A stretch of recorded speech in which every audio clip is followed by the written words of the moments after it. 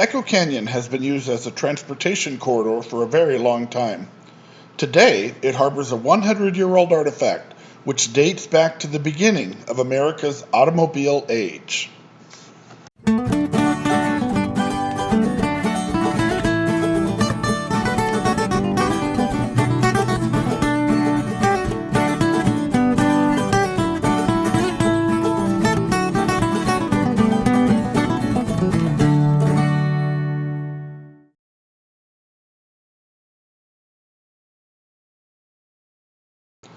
This is Utah's Echo Canyon.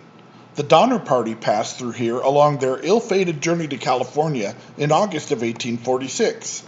The following year, Brigham Young led the original band of Mormons down this canyon as they headed for the Salt Lake Valley, and they were then followed by tens of thousands of other Utah pioneers passing down this same canyon over the next decades.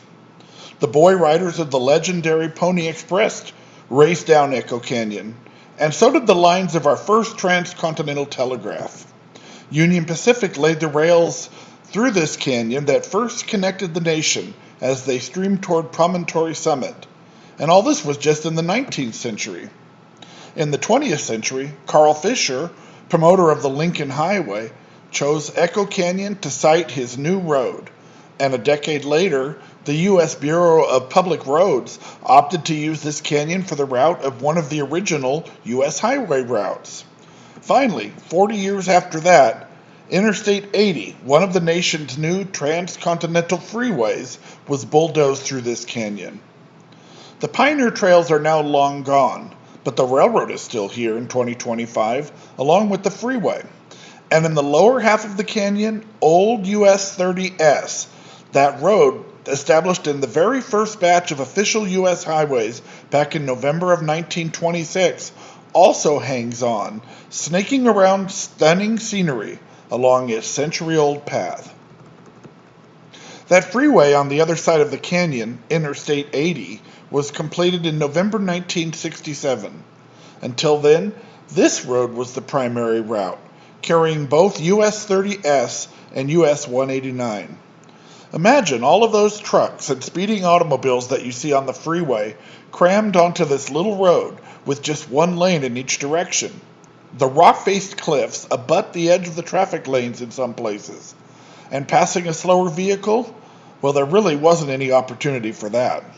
Straightaway stretches were hard to come by here, and the sight lines even worse. Today, Summit County actively maintains this road, so the pavement is still in excellent shape, but the artifacts of that earlier history are still on display. In the pre-interstate era, the state of Utah worked on safety improvements for this road, which by the early 1950s had earned a reputation as a dangerous highway. So the road that we see today is the road which resulted after those safety improvements were installed. It's difficult to imagine how much worse travel through here might have been before those safety improvements. Check out this guardrail and imagine cars careening around this curve in both directions. The guardrail's construction and design shout out that it's from an earlier era. Look at its condition. This guardrail probably saved more than a couple of lives, but it probably also witnessed some pretty bad crashes. Today, a drive on this section of old US 30S is leisurely and relaxed. The people who are in a hurry are over there on the freeway.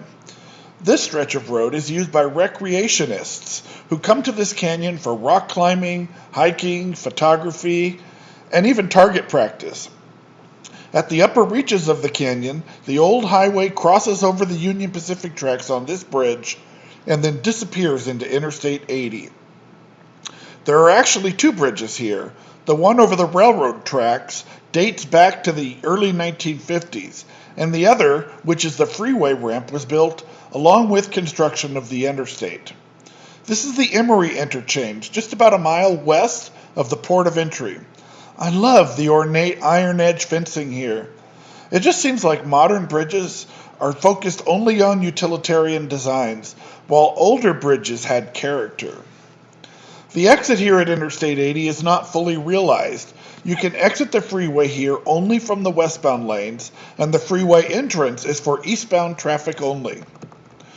The incomplete interchange at Emory means that if you're coming from the Wasatch Front and you want to check out this old road, you'll have to get off the freeway at the Echo exit at the bottom of the canyon, right next to the interchange with Interstate 84.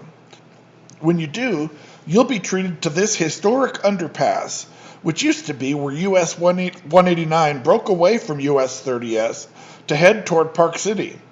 And even earlier than that, this road was US 530. Can you imagine this being the main road?